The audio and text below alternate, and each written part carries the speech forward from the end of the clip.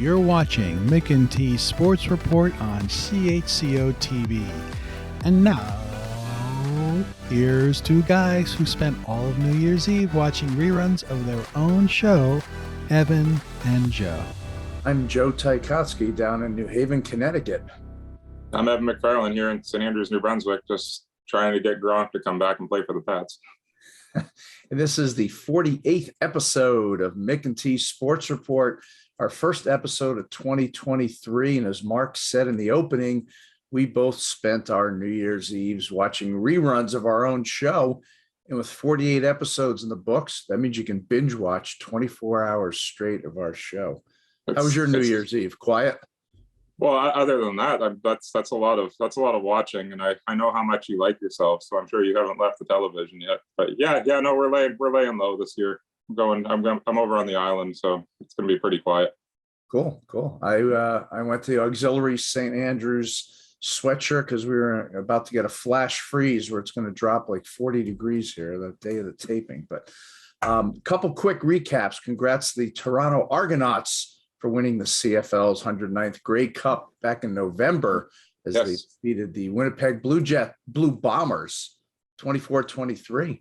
And speaking of CFL, a former guest of ours, Keon Julian Grant, wide receiver of the Alouettes, had breakout. First 2 years, he had 9 catches total. In this season, he had 36 catches for over 500 yards and 3 touchdowns. Good performance by him. Absolutely. And props to our 7'4" friend, Zach Eady of Purdue University, who was on the show back in November. As of this taping, his team is 12-0, ranked number 1 in the country, and he is averaging 22 points, 14 rebounds a game. And I'm dedicated. I'm saying that both of those guys are just having great years because of the pep talk that we gave them off camera. It's the opposite of the Sports Illustrated jinx.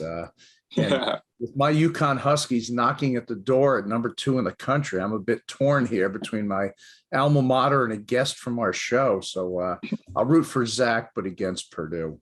And they both are 2 of the nicest guys you would ever want to meet. So that's always fun to do. Absolutely. All right, when we come back, we have a New Year's treat for our viewers who may have missed it the first time around.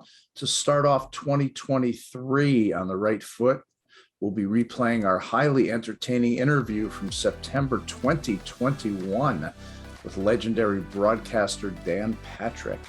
And you're watching Mick and T Sports Report on CHCO-TV in St. Andrews.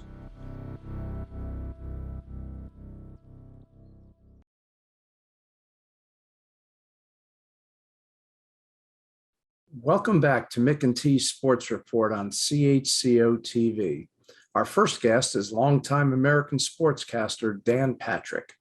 Originally from Ohio, he currently hosts the Dan Patrick Show, heard weekdays on over 400 radio stations across the U.S. on Fox Sports Radio, NBC Sports Radio, and Sirius XM satellite radio, as well as streaming live on the Peacock network. He has previously hosted NBC's Football Night in America and is perhaps best known for his 18-year career at ESPN, where he anchored the nightly Sports Center. Dan, welcome to the show. Thank you, guys. The list of people who've hosted ESPN Sports Center reads like a who's who and includes Greg Gumbel, Robin Roberts, Mike Tirico, Chris Berman, and currently Scott Van Pelt.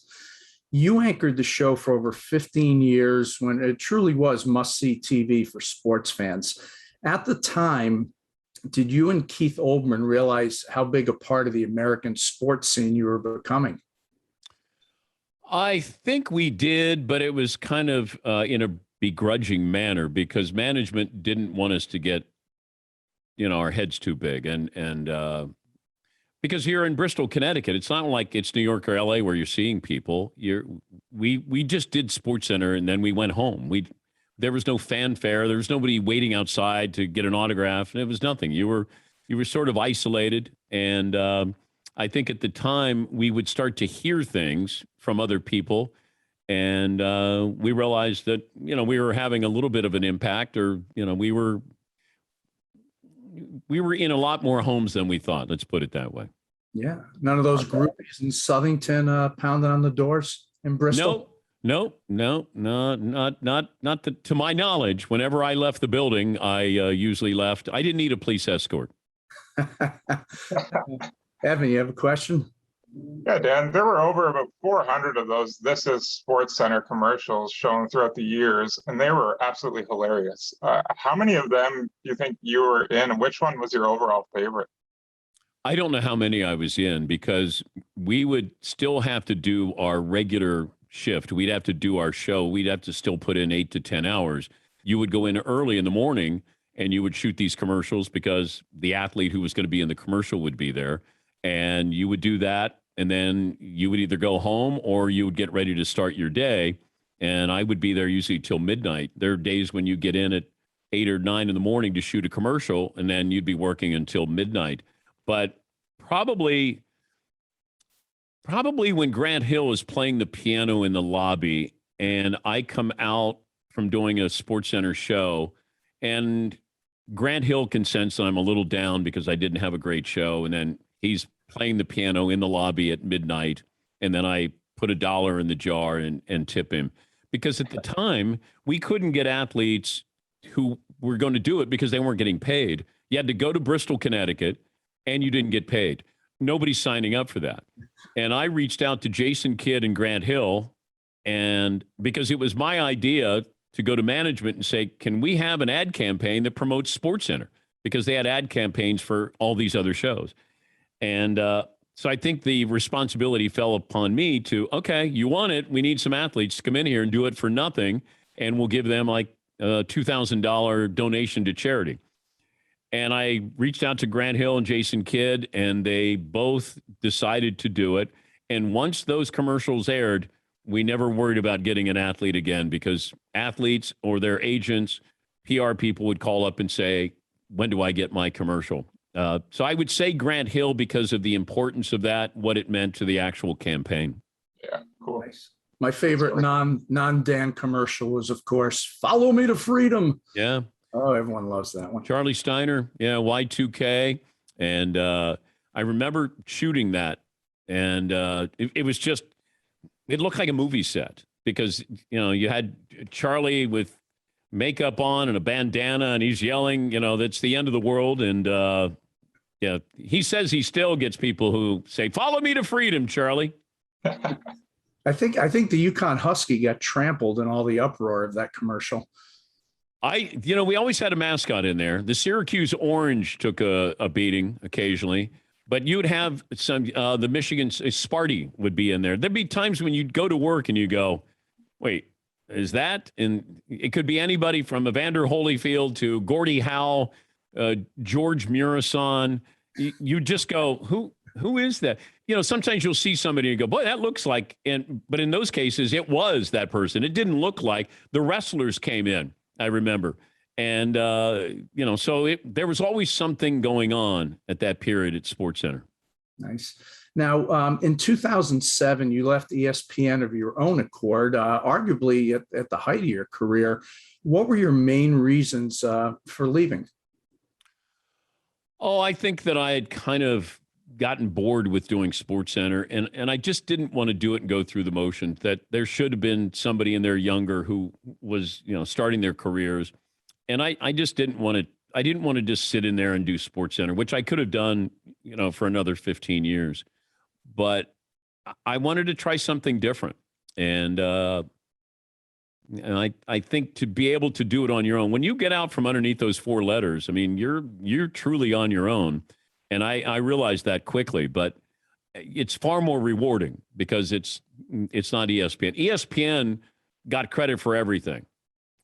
This, I get credit and I get blame, but that's okay. I don't mind that. And I was lucky to build up a following and have a career at ESPN. And that helped pave the way for, this kind of second act in my career.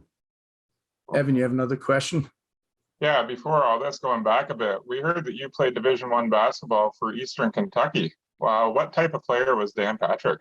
Well, the older I get, the better I was because I didn't get to play very much, playing on the junior varsity team. I was a gunner. I was mad at the world because this coach, for some reason, didn't understand my greatness. And I was just, every time I was on the floor, I just wanted to shoot. And I remember taking 25 shots in a game.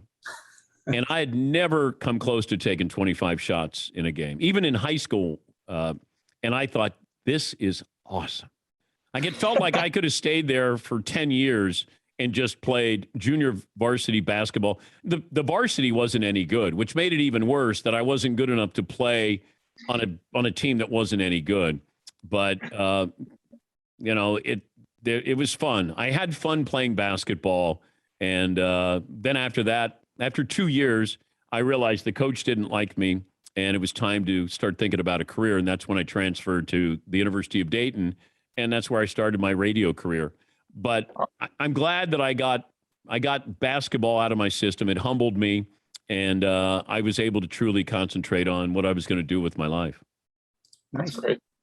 Before we go to a break, Evan told me not to do this, but I said, if I get Dan Patrick on, I've got to give it a shot. I do a pretty mean Marv Albert imitation, I've been told. Not quite Chris Elliott level, but I'm going to give you a little 10-second Dan Patrick by Marv Albert. Okay. You ready? Yep. Young Dan Patrick heads to the charity stripe looking for his 19th point of the evening, and the Garden crowd is giving him the business. Bounces the ball twice, 3 times, and releases. Yes, another point for Dan Patrick. No, yeah, now what do you think? You have a day job, right? That's good. What a great job by Dan Patrick with that interview. And what a not so great job by yourself with your Marv Albert invitation. Yes, you are correct, sir. Threw a little Ed McMahon in there along with Marv once again before your time. Well, coming up next on Small Town Spotlight, we head to Saskatchewan for an amazing story that has to be heard to be believed. And it all started with a red paper clip. You're watching Mick and T's Sports Report on CHCO-TV.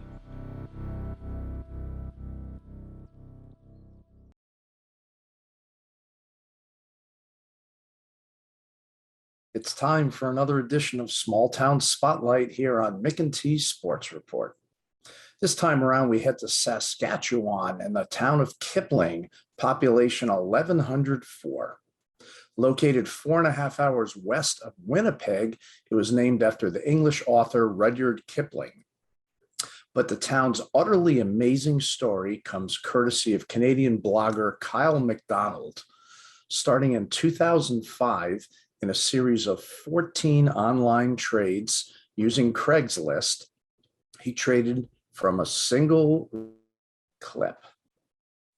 That's right, a single red clip up to a house. Now get out your scorecards. His first trade was the red paper clip for a fish-shaped pen, followed by, in order, trades for a custom doorknob, a camp stove, a generator, an instant party consisting of a keg of beer and a neon Budweiser sign, a snowmobile, a trip to British Columbia, a box truck, a recording contract, a year's rental in Phoenix, an afternoon with rock star Alice Cooper, a motorized snow globe of the rock group Kiss, which was then traded to actor and director Corbin Burnson for a role in one of his movies. MacDonald finally traded that movie role for a 2-story farmhouse in Kipling. In that house on 503 Main Street is currently the Paperclip Cottage Bakery and Cafe. And our crack research team has tracked down the owner, Billie Johnson, who we now welcome to the show. Billie, welcome to the show. Hi, how are you?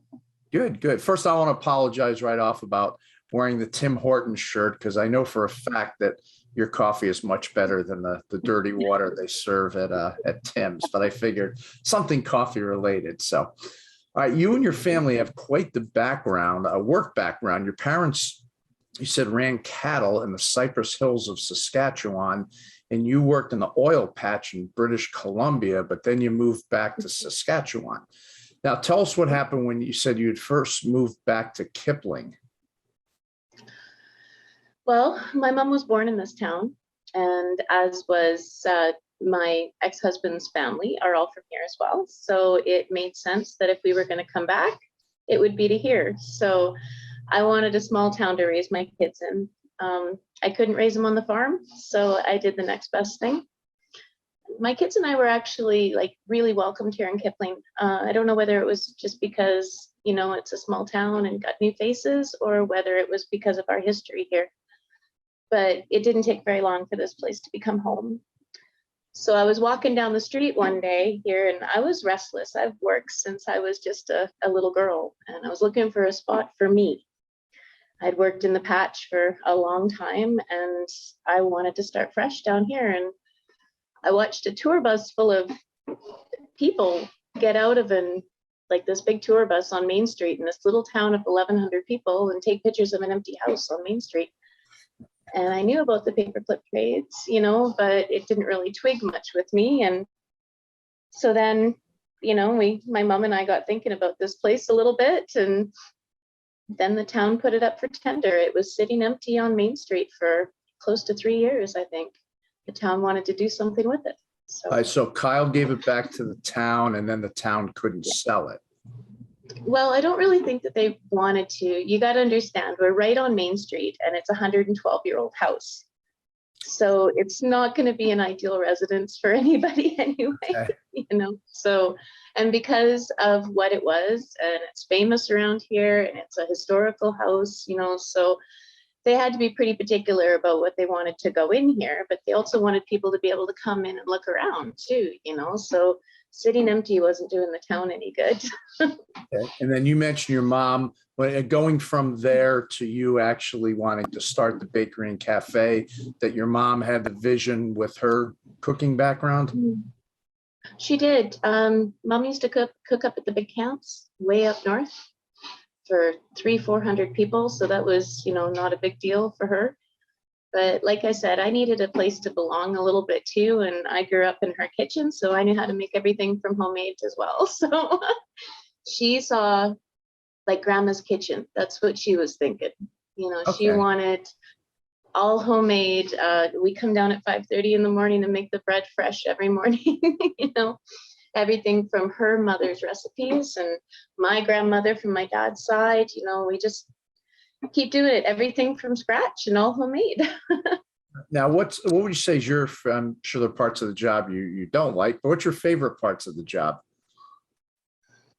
I love catering. I really enjoy working with the brides and trying to make sure that they have everything they want for their special day. And we do Christmas parties, so that's a lot of fun too.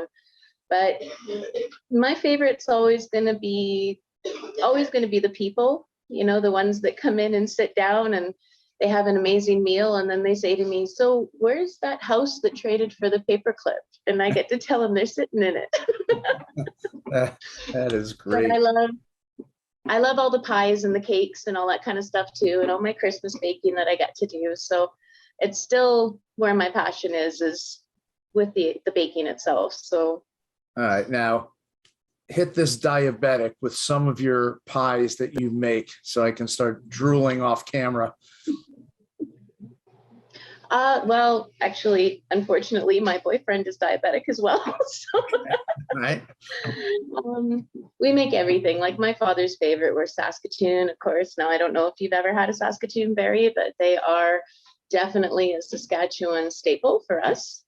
So we make Saskatoon pies, Saskatoon cheesecakes, banana cream, coconut cream, everything you can imagine. I just made a whole bunch of mincemeat and pecan pies for people for Christmas too. So what the Saskatoon berry, that is like a blueberry? That's about as close as you can get to comparison. They're smaller than a blueberry and they're tartar. They don't taste the same.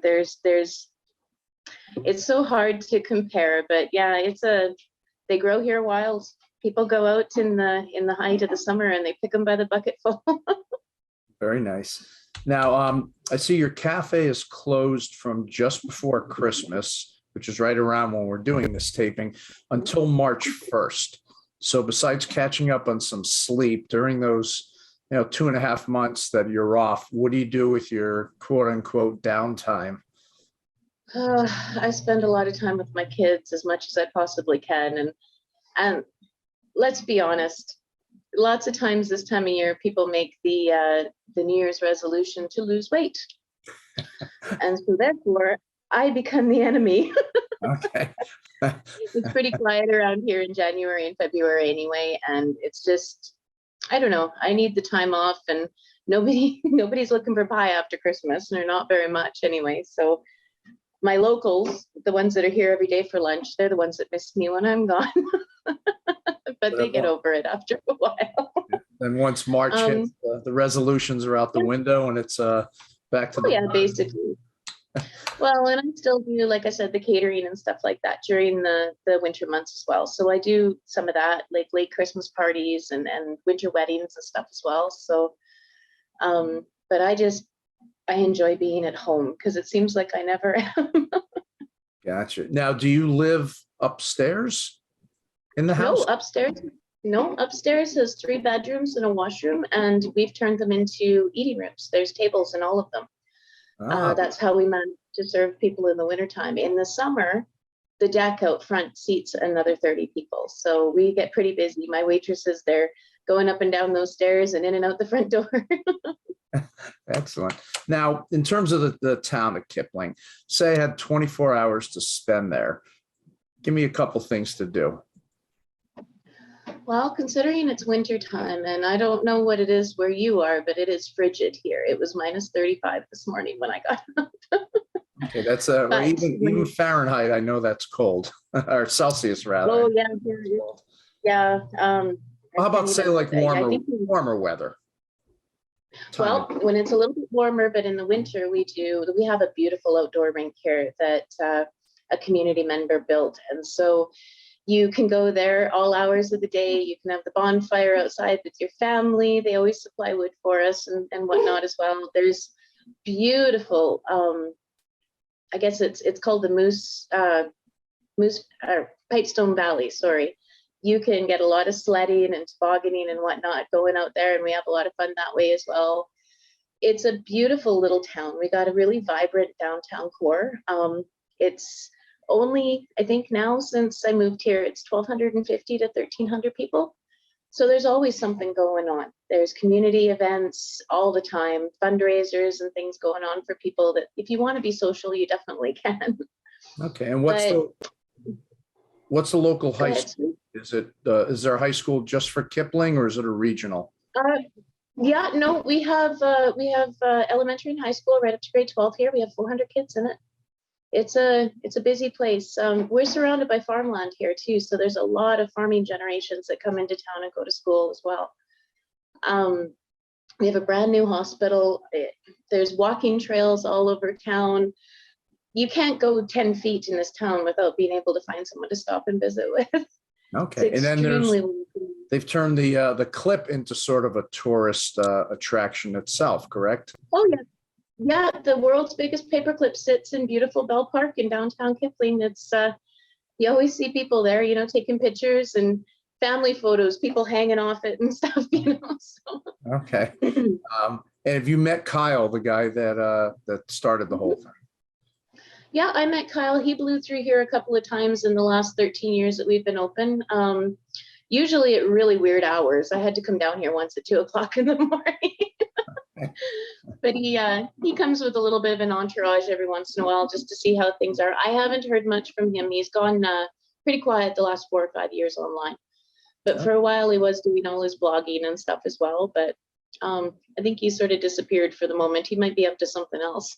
Okay. All right.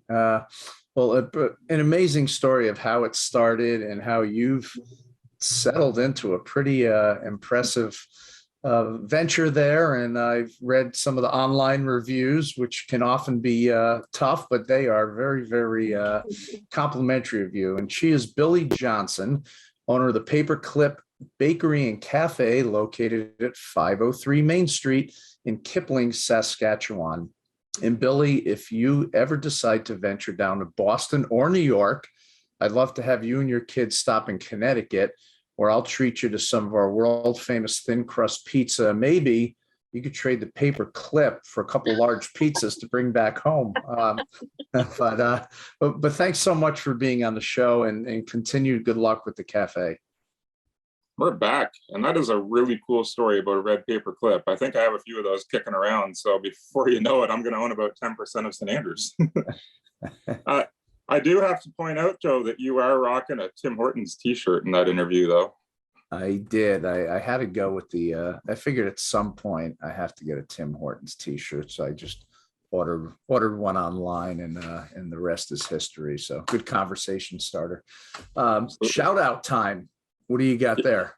Yeah, I think that we did not be doing justice if we didn't give Liz a shout out, who is a former friend of the show and comes to the camp. She just recently got engaged. So really, really happy for you, Liz. Congratulations, and all the best to you and your fiance, Justin. Yeah, Liz Falsigno. I actually about 3 weeks ago was having a little outside breakfast, and who comes walking up but Liz? Didn't say a word, and then 3 days later I look on Facebook, and she did say things are going well with the guy, so I guess it led to that. But yeah, clearly. That's to her. Well, that's it for episode 48 of Mick and T's Sports Report, our first show of 2023. I'm Joe in New Haven. I'm Evan here in St. Andrews. Thanks to Patrick Watt and Florence Mitchell for producing and editing a show whose audience has grown faster than a single man's waistline after multiple holiday parties. So until next time, this is Mick and T Sports Report on CHCO-TV in St. Andrews.